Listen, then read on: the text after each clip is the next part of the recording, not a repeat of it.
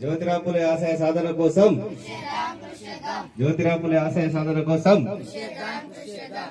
బుద్ధం శరణం గచ్ఛామి ధర్మం శరణం గచ్ఛామి ధర్మం శరణం గచ్ఛామి సంఘం శరణం గచ్ఛామి.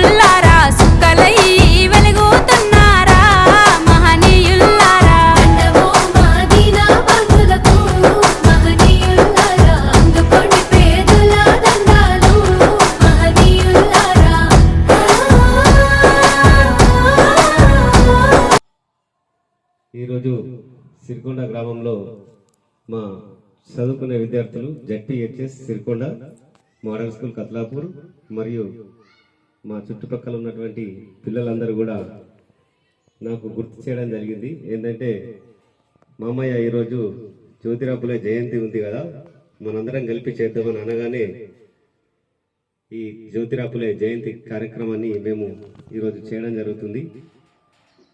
అలాగే మన భారతదేశంలో ఎంతోమంది సమాజ సేవకులు, దేశభక్తులు, సంఘ సంస్కర్తలు జన్మించారు.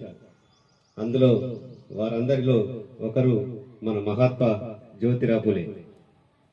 జ్యోతిరావు పూలే గారు 1827 ఏప్రిల్ 11వ తేదీన మహారాష్ట్రలోని సతారా జిల్లాలో గోవిందు జమునాబాయి దంపతులకు 2వ సంతానంగా జన్మించారు.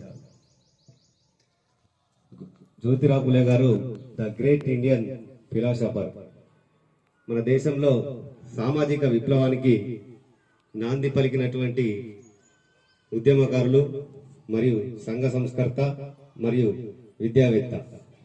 అలాగే ఆయన జీవిత ప్రయాణంలో మహిళా పురోగతికి చేసినటువంటి కృషి, సాధించినటువంటి విజయాలు ఎన్నో ఉన్నాయి. అవన్నీ వర్ణించాలంటే అరణ్య సామాన్యమైనవి. ఆయన తెలివితేటలు మరియు ఆయన సంపద సమాజపరం చేసి భవిష్యత్ తరాలకు మార్గదర్శకులు అయ్యారు. అలాగే మహాత్మా జ్యోతిరావు పూలే నా గురువు అని రాజ్యాంగ నిర్మాత బాబాసాహెబ్ అంబేద్కర్ గారు ప్రకటించుకున్నారు. అంత గొప్ప మేధావికే గురువు అంటే మహాత్మా జ్యోతిరావు పూలే ప్రముఖ సంఘ సంస్కర్త, సమాజ సేవకులు థామస్ రచించినటువంటి ద రైట్స్ ఆఫ్ మ్యాన్ అనే గ్రంథంతో స్ఫూర్తి పొందారు. ఆ స్ఫూర్తి పొందిన తర్వాత సమాజాన్ని విద్య ద్వారానే మార్పు చేయొచ్చని చెప్పి భావించి తన సహచరి అయినటువంటి సావిత్రిబాయి పూలేకు చదువు నేర్పించడం జరిగింది.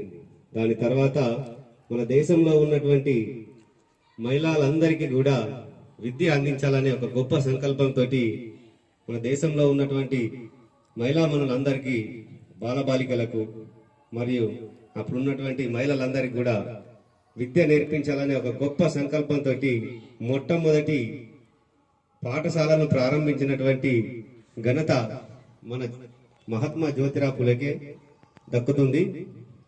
అలాగే సాంప్రదాయాలు ఆ రోజుల్లో ఎట్లుంటే సాంప్రదాయాలు, కట్టుబాట్లు అనే నేపంతో మనిషిని మనిషిగా చూడని వైనం. దండమో మాదిన బంధులకు